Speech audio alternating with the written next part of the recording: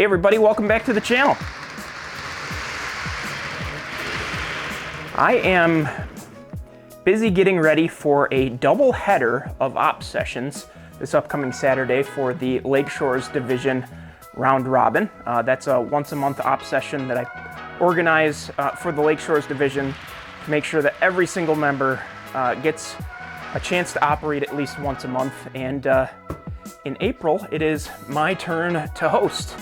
And I was quite flattered that when I sent out the email a couple of weeks ago, my session filled up within an hour and a half of the email going out. So I decided, with it filling up so fast, to add a second session to the day. I'm no stranger to running a double header of ops sessions. I do it at least once a year when we have our ops weekend op around the clock in September. So I'm used to it. I can do it. Takes me a little bit to turn the layout around quick enough, but it's something that's possible, and I'm happy to do it to make sure that everybody gets a chance to operate here. But as I was preparing for it, I realized that there's a lot of things that we've done to the layout that I haven't really had the chance to share with you guys. So I figured while the layout is nice and tidy, it might be a good time to take you through a layout update. Really quickly before I do, I know I've got a lot of new viewers to the channel, and I appreciate you all subscribing over the last couple of weeks. Happy to have you here. This content may look a little different than what you click the subscribe button on, but I can assure you that it's just as interesting, if not better. We do a lot of layout building here. We do some modular building. We build some dioramas. We have a lot of fun on this channel, and I'm looking forward to having you all along for the ride. So welcome in. For those of you who have been here for a while, I truly appreciate having you here as well. And without further ado, let's hop into the layout update. All right, so what you're looking at here might not look much different than anything that you're used to here on the layout, but I can assure you that it is pretty significant. This is the first little test piece of backdrop that I've put up for the new backdrop project. And I've also got the rest of my lighting set up to do the proof of concept for everything that I want to do. And the goal here is really to provide some dynamic lighting. I think the layout lighting I have does a pretty good job of illuminating things pretty clearly, but I wanted to be able to put in some RGB strip light as well to throw light at the backdrop in order to make scenes feel a certain way. So what we're looking at now is just a nice warm yellow light, midday maybe, but I can do a couple of things with this that I really enjoy, and one of them is throwing pink light at the backdrop as well. And pink light might be something that you're not used to seeing, but you might notice that it feels a little bit colder in the room now. And that's kind of the goal with the pink light, is to create a sense of cold. It's not something that many will notice, but there's a subtle pink hue a lot of times when there's a lot of frost on the ground or snow on the ground. And being that we're trying to model late fall, we want to kind of capture that as best we can. And we can do that by throwing pink light at the backdrop. Now, the main foreground of the scene will continue to be lit primarily by the layout lights itself, and we're just throwing that pink light at the backdrop, so it's subtle. It's not supposed to distract operators. It's not supposed to make the whole layout look hot pink. It's just supposed to give us a sense that it is October 31st, November 1st on a cold, frosty morning. So as we make our way to the opposite side of Geneva Yard, you can see that there's some pretty big changes down here as well.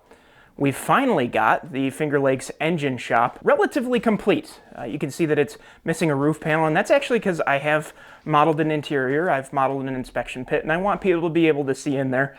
But I do need to go back and eventually probably scratch build a roof for this. It's a kit bashed or slightly modified Walther's kit, and because of that, the roof that came with the kit isn't exactly right for it anymore. So I'll go back in and fix that at some point. But you can see that there's a little bit of detail around the shop as well, including some mobile jack stands that I picked up from Wallace Locomotive Works, and some tarped parts, some empty pallets. We've got an extra RC box, and we've got our EOT devices as well. And then if we take the structure itself off, you can also see that we cut in and scratch built our own inspection pit with a couple of safety steps going down. We've also got some toolboxes in the back, a wash sink, and then, you know, a little bit of weathering in the pit itself. These old GEs, you know, they spit and sputter a lot. So you can see that we've modeled a little bit of leaky oil in the shop, just as there is on the real thing. Pretty cool. I'm excited to have this done. I'm especially excited just because practically it also allows me about 3 more spots on the engine tracks, and I was running out of room with the finished 1703 build. So right now I've only not got enough room for a single locomotive now, and I was out of room completely and desperately looking for space for 4 locomotives. So at least now I only have a single locomotive without a home. Oh well. So as we look to the ceiling for our next part of the update, you might notice some subtle changes here.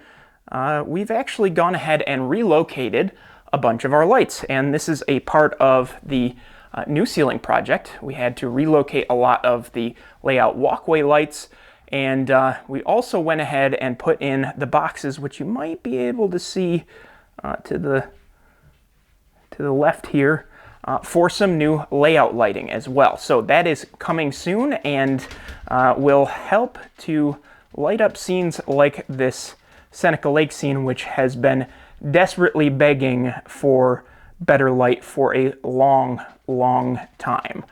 Usually when you guys see this, I have auxiliary lighting on it in order to light it, and I'm looking forward to the day where I no longer have to do that, which is now at least on the horizon. But that's not all. I did some really cool stuff with the light switches as well. My wife likes to remind me when I forget to turn the lights off down here. So I made sure to put in some smart switches as well. So now I can just do this. Hey Google, turn off the basement lights.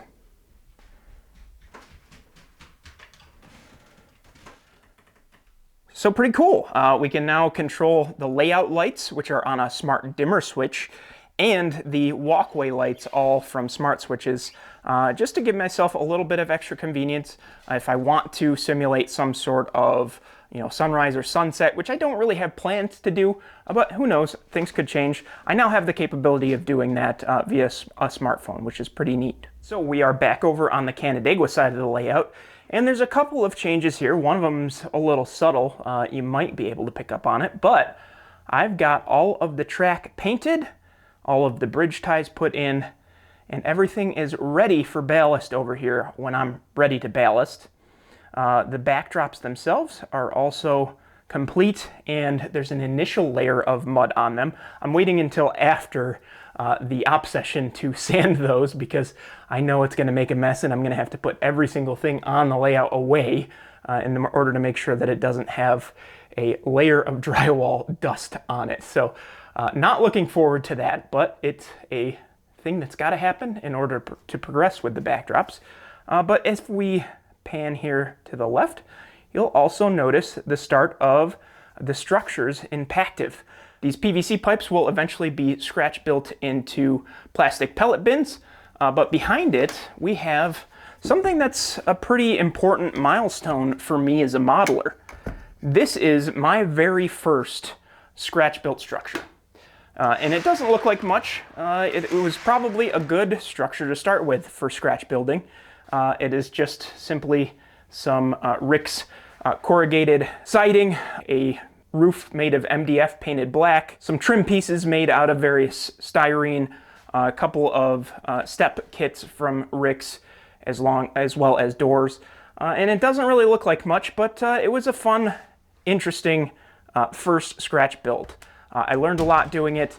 I had a lot of fun building it. It was a pretty big challenge. The backdrop here is very curved, which you might be able to notice. So I had to do a lot to finagle and really make sure that the roof was going to meet up with the backdrop in a way that left a very minimal amount of space, a very minimal gap. And I think I did a pretty darn good job of doing that, and I'm pretty happy with how it turned out. So as happy as I am with how that structure turned out, I still got a long ways to go. There's still a whole additional building to scratch build here. Where these two covered hoppers are, there's a warehouse track that goes indoors, so I'll have to build that. And then I've also got to scratch build the plastic pellet tanks themselves, which is going to be quite the challenge. There's lots of different piping coming out of those, running every which way into buildings, and it's going to be an interesting build. I've definitely got my work cut out for me, but I'm looking forward to sharing the entire process with you guys, and I certainly appreciate you tuning into this video as well. If you're new to the channel, be sure to hit the subscribe button. We've got plenty more progress to make on the layout overall, plenty more fun builds to come, so be sure to hit that subscribe button. Give me a thumbs up if you enjoyed today's video, and let me know what you think down in the comments. Until next time, guys, thank you so much for watching, and take care.